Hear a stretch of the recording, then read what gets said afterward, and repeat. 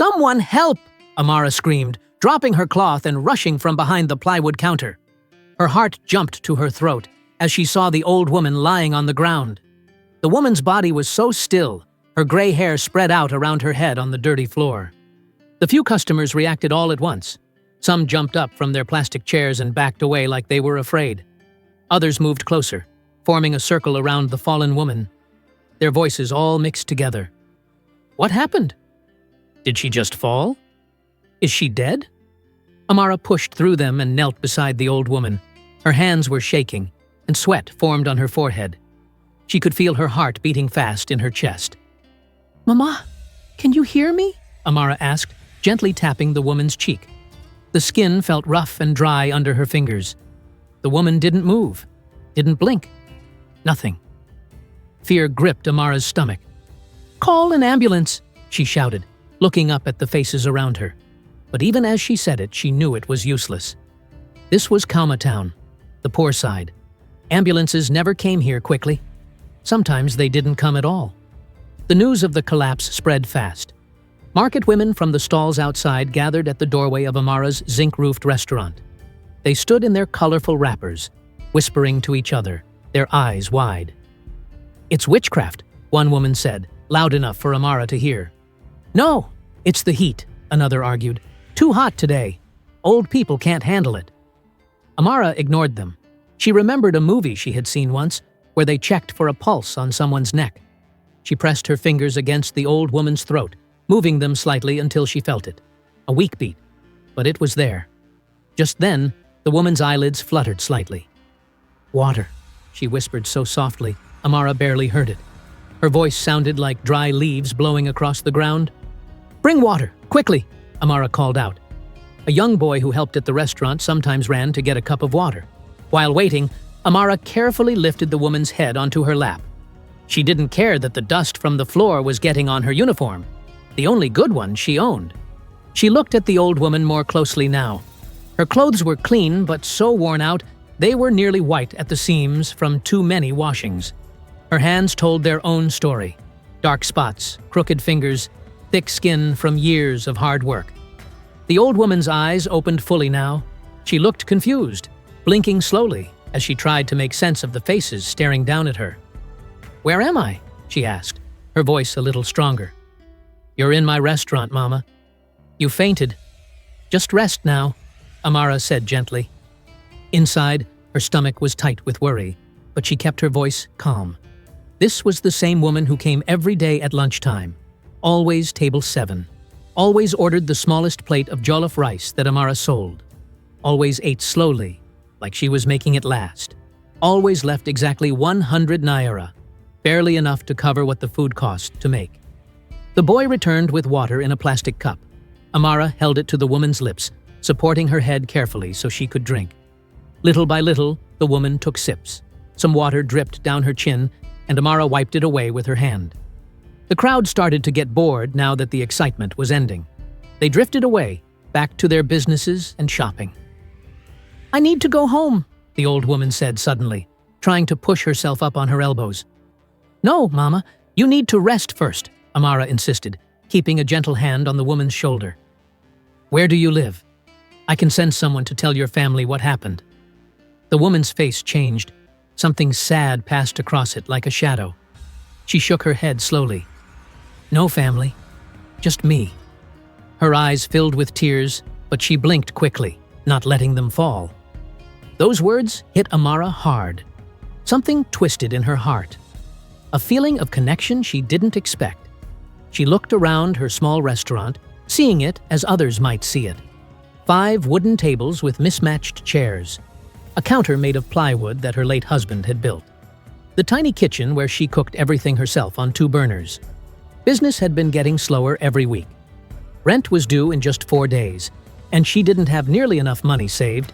Yet even with all these worries weighing on her mind, Amara heard herself say words she hadn't planned. You'll come home with me tonight, Mama, just until you're stronger. As soon as she said it, Amara knew she couldn't take it back. And somehow, she didn't want to. Amara pushed open the creaky door that led to her home, just a tiny room behind her restaurant. It wasn't much, but it was hers. The single bed took up most of the space, with just enough room for one wooden chair and a small table with wobbly legs. In the corner, plastic containers were stacked neatly, holding all her belongings, clothes, papers, and a few kitchen items. The walls were bare, except for two things: a calendar showing Jesus with lambs. The picture faded from years in the sun, and below it, a photograph of a man with the kind of smile that reached his eyes.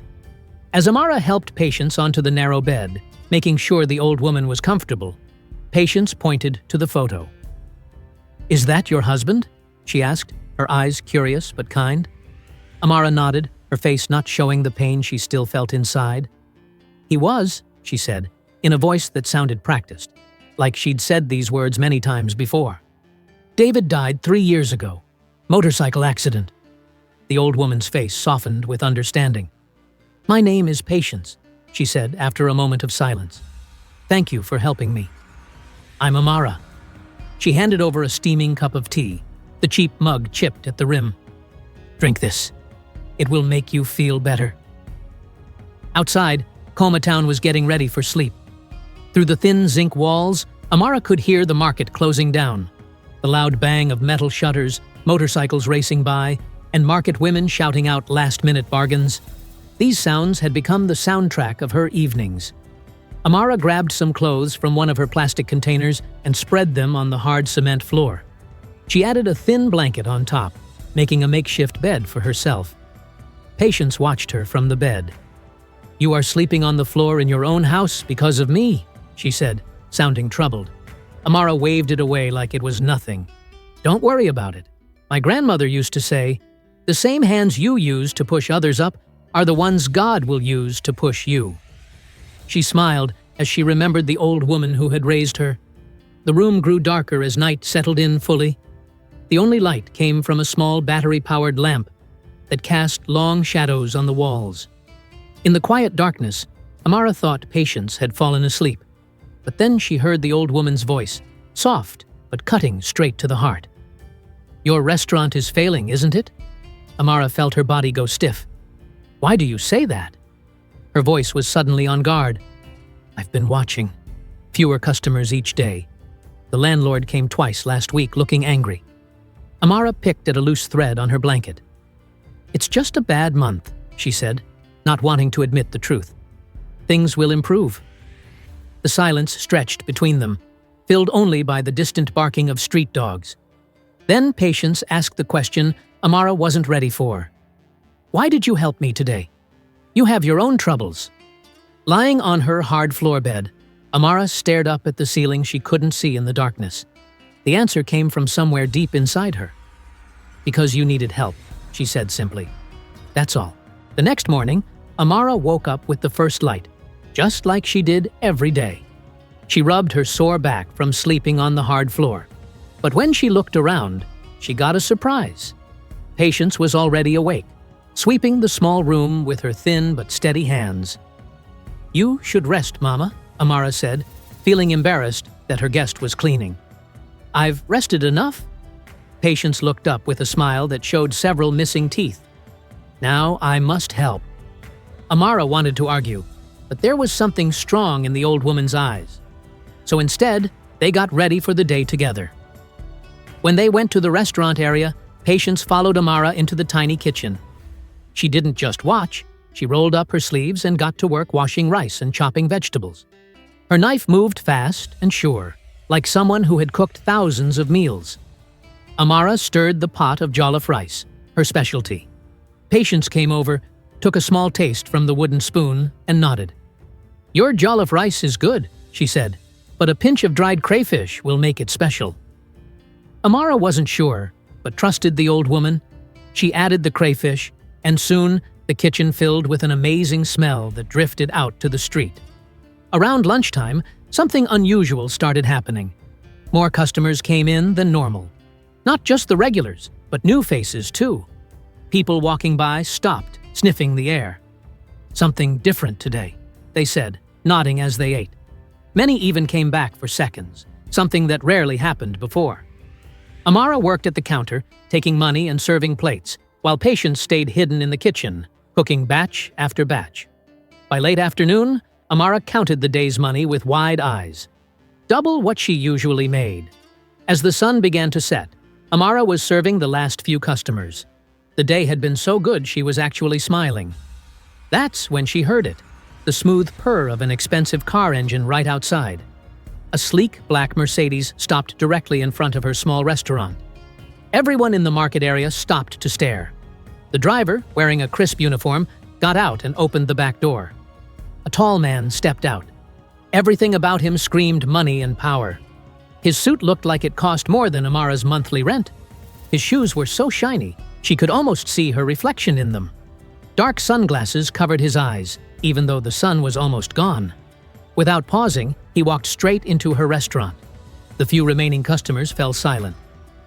"Good evening, sir," Amara said, her voice shaking a little. She wiped her sweaty hands on her apron. Men like this didn't eat in small places like hers. The man didn't answer.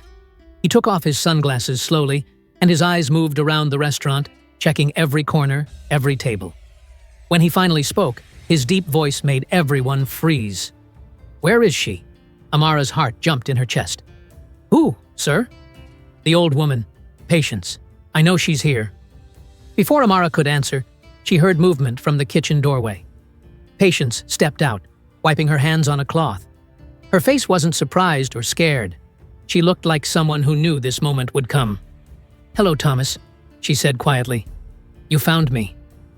The change in the man's face was instant. All the hardness melted away. His stern look crumbled like a sandcastle hit by a wave. "Mother," he whispered, his voice suddenly full of emotion. "We've been searching everywhere." The remaining customers didn't need to be told to leave. They grabbed their things and hurried out, throwing curious glances over their shoulders. Some even left money on their tables in their rush. Within minutes, only Amara, Patience, and the well-dressed man were left in the small restaurant. Thomas paced back and forth, his expensive shoes making soft tapping sounds on the cement floor. He looked both angry and relieved. 3 weeks, Mother. 3 weeks we've been searching all of Lagos, he said, his deep voice cracking with emotion. "Why did you leave without telling anyone? The whole family is worried sick. The children keep asking where their grandmother is." Patience didn't seem bothered by his distress. She walked slowly to table 7, the same table she'd sat at every day, and lowered herself into the chair. Her hands rested calmly on the plastic tablecloth. "I had to know the truth," she said, her voice quiet but clear. Thomas stopped pacing. "What truth?" he demanded, throwing his hands up. Patience looked him straight in the eye. "If the empire we built still had a heart." Amara felt like she was watching a private movie. She didn't belong in this scene between mother and son. She backed away toward the counter and grabbed a rag, beginning to wipe already clean tables. "No, stay," Patience called to her. "This concerns you too." Thomas looked confused, glancing between the old woman and Amara. Patience reached across the table and took her son's hand. Her weathered fingers looked small against his manicured ones. "My son, when your father died last year, he left us wealth beyond measure. Buildings across 3 states. Companies employing thousands." Her voice grew stronger as she spoke. "But he always said money reveals character. It doesn't create it." Thomas pulled at his collar like it was suddenly too tight. "Mother, you need to come home. The doctor said your heart condition." "My heart is fine," Patience cut him off with a wave of her hand. "It's our family's heart I'm worried about." She turned toward Amara, who was still clutching her cleaning rag. "Child, do you know who I am?" Amara shook her head, feeling like she was missing something important. "My husband was Chief Adebayo Okonkwo. The newspapers called him the Cement King of West Africa." Amara's mouth dropped open. She nearly dropped her rag. Everyone in the country knew that name. His picture had been everywhere when he died. The billionaire who built half the modern buildings in the city. The man who gave millions to schools and hospitals. "But why?" Amara started to ask, unable to finish her thought. Patience smoothed her worn dress. "I left my son's mansion 3 weeks ago with just the clothes on my back and enough money for food," she explained. "I wanted to see humanity without the filter of wealth, to be invisible, to be just another poor old woman."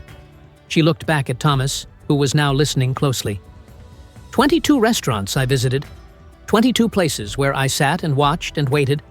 Only here, she gestured around Amara's humble restaurant, only here was I treated with dignity, despite having nothing to offer.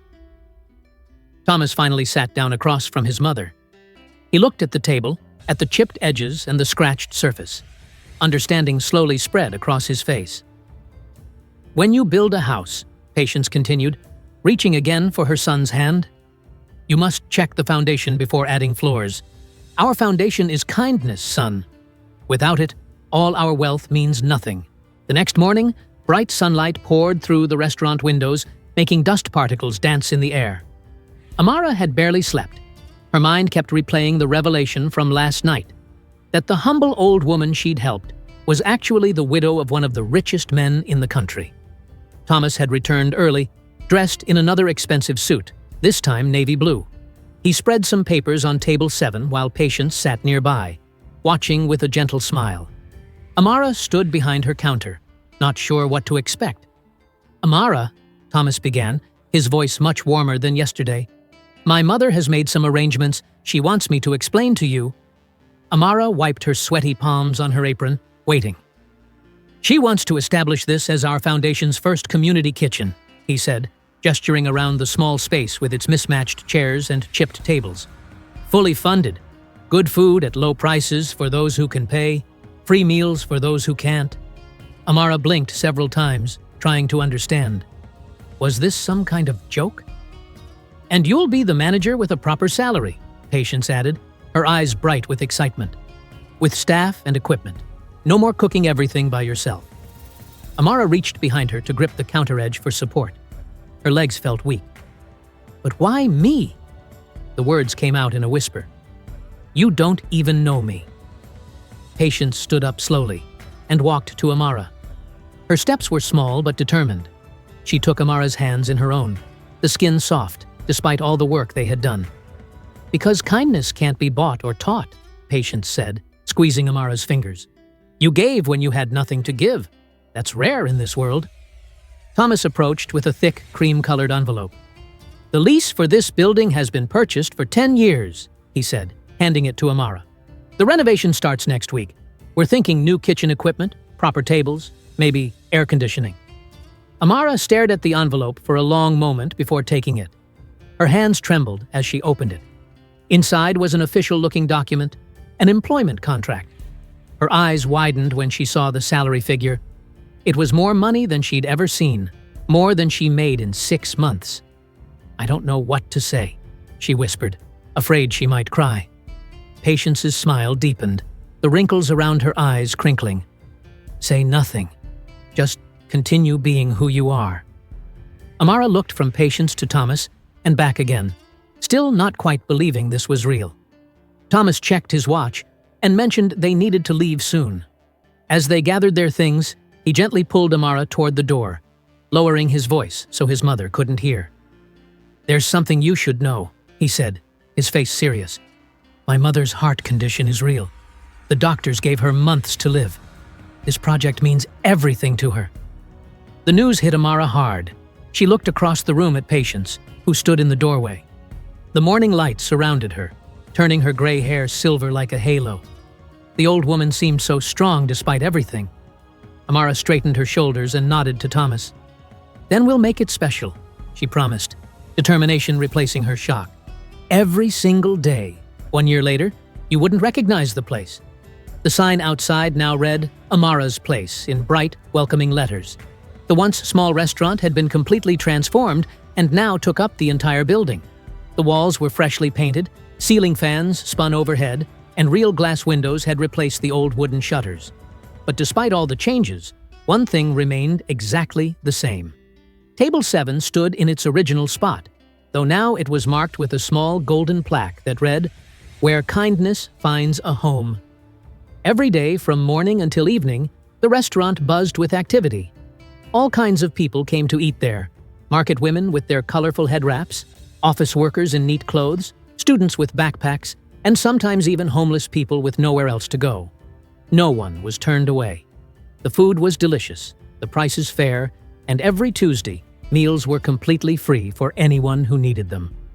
Patience had surprised everyone, including her doctors. She had lived 6 months longer than they predicted, visiting the restaurant whenever she felt strong enough. Amara kept a special chair for her near the kitchen where she could watch everything. Before Patience passed away, her final words to Amara had been simple but powerful. Remember, we rise by lifting others. Today, Amara moved between tables in her new uniform, checking that everything ran smoothly. She now had 8 staff members, cooks, servers, and cleaners, but she still liked to personally greet the customers. The lunch rush was in full swing when Amara noticed a thin woman standing hesitantly at the entrance. She had a baby tied to her back with a faded cloth. Her clothes were clean but worn at the edges, and her eyes stayed fixed on the floor as if afraid to look up. Amara recognized that look. She had seen it in her own mirror not so long ago. Without saying a word about the woman's appearance or situation, Amara walked over and gently touched her elbow. "Come," she said warmly, leading the woman through the crowded restaurant. They stopped at table 7, which happened to be empty at that moment. "This is your table today," Amara said, pulling out the chair. She caught a server's eye and gave a small nod, their private signal. "The food is already paid for." The woman looked up, startled. "But I didn't. It's taken care of," Amara assured her. "Would you like our jollof rice? It's our specialty." When the steaming plate arrived, filled with more food than the woman had probably seen in days, tears filled her eyes. The baby on her back peeked over her shoulder at the food. "How can I repay you?" she asked, her voice barely above a whisper. Amara thought of Patience, her wisdom, her test, her trust. A warm feeling spread through her chest. "Just remember this feeling," Amara said, touching the woman's shoulder lightly. "And someday, when you can, do the same for someone else." Outside, a familiar black Mercedes pulled up to the curb. Thomas had kept his promise to visit every week. He would sit at table 7 just like his mother used to, watching with pride as Amara carried on what had become the most successful community project in the Foundation's history. In Kaumatown, people now said that table 7 was magic, that anyone who sat there left with more than just a full stomach. They left with hope. Some even claimed they could feel Patience's presence there, watching over everyone who came through the door. And in her heart, Amara knew that some inheritances weren't made of money at all, but of moments that changed lives forever.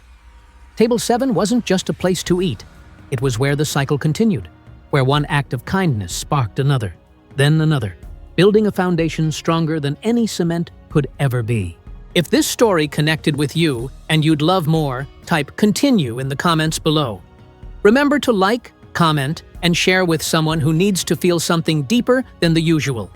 And if this is your first time here, subscribe and join a community where stories do more than entertain. They awaken something inside us. Thank you so much. I love you.